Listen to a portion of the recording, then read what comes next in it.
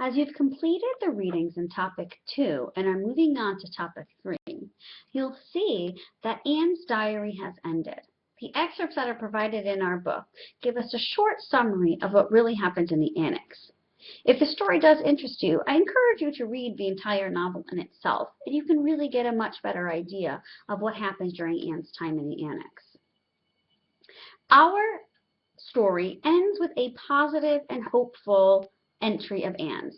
This is really done for one specific reason, and that's because this is how Anne's diary should be portrayed. This is how her father wanted it to be portrayed, and this is really the main thread that we pull throughout so many of her entries, is the idea of being positive and hopeful, despite all the terrible negative things that were going around outside the world and even in the annex itself. I'm going to read this last entry that our book publisher puts in together, just so you can get a good idea of this hopeful idea that Anne had, and maybe even be inspired by the hope that she had. After reading this, we're going to go through together and read the actual excerpt that was the final excerpt written in a full version of the diary before the Franks were captured. I think the reason that the publisher chose to go with this hopeful entry rather than the actual entry was because the actual entry itself is actually very sullen, meaning sad or depressing. And this was one of Anne's most hopeless entries. And I think that ending on this hopeless note doesn't give Anne the fair story, because we know that within the actual book itself, Anne was very full of hope and she was very positive and she had a very inspiring outlook.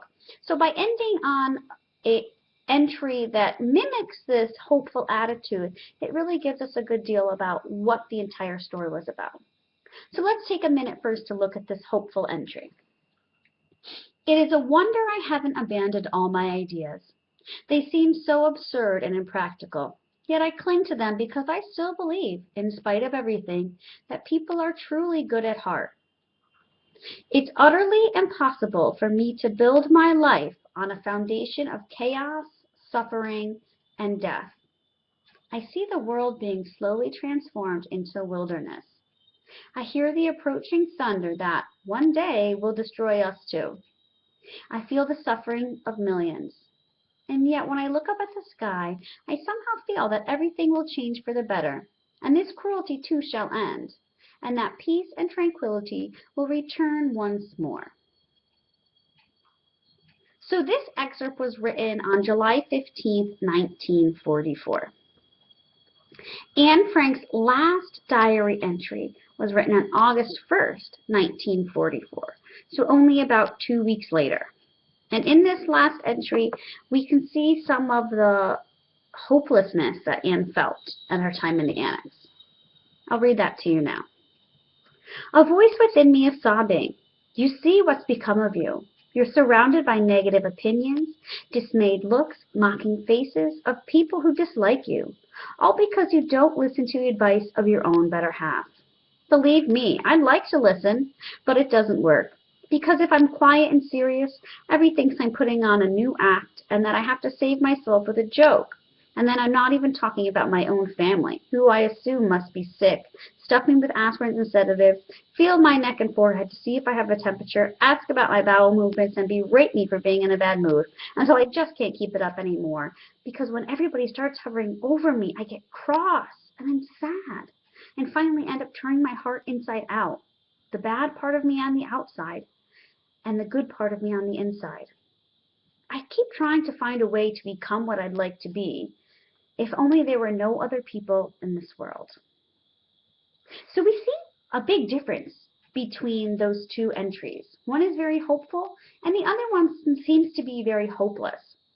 And I think that looking at both of these side by side can really help us to see some of the successes and the struggles that Anne faced during her time in the annex.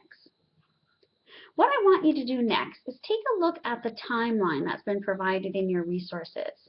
By looking at this timeline, you can get a better feel for how long Anne Frank and the families really spent in the annex, and how the war was happening outside versus what was happening inside in the annex. This can kind of give you a good idea about what happened. Now, as you know, these were the last entries of Anne Frank, and many of you have the question as to, well, what happened to Anne? We're going to talk about that next.